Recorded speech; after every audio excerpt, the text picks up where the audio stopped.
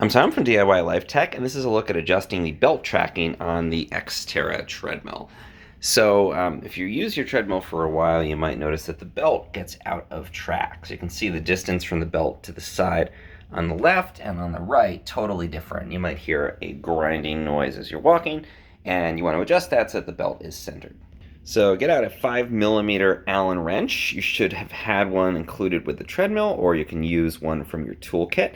And we're going to find the little adjustment screw here on the left side of the treadmill. So this is going to go in here. You can feel it lock in.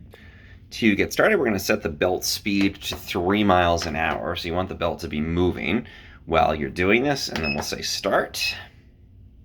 Okay, so that's moving at 3 miles an hour. Now we're going to turn this a quarter turn at a time to move the belt. And you want to be very sensitive with it because it's a big turn can make a dramatic change. And if you damage the belt, it's not covered under the warranty.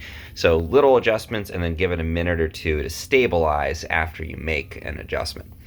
So I'm going to go ahead and do that. It's too far to the left side. So it says to turn it a quarter turn to the right or clockwise, and then wait a few minutes. If it's too close to the right side, you would turn it counterclockwise. So let's go ahead and make a quarter turn here. Actually requires a fair amount of force, so let's see if I can do this with the camera running. I'm going to switch and get a little bit more leverage on this guy. There we are. Okay, great. Quarter turn. Let's give it a couple minutes, let that kind of even out and see where we end up. So after a couple minutes of running, you can see the gap has evened out. It's about the same distance on both sides now. No more dragging along the edges, and it's just a tiny movement that made that change. So again, don't overdo it.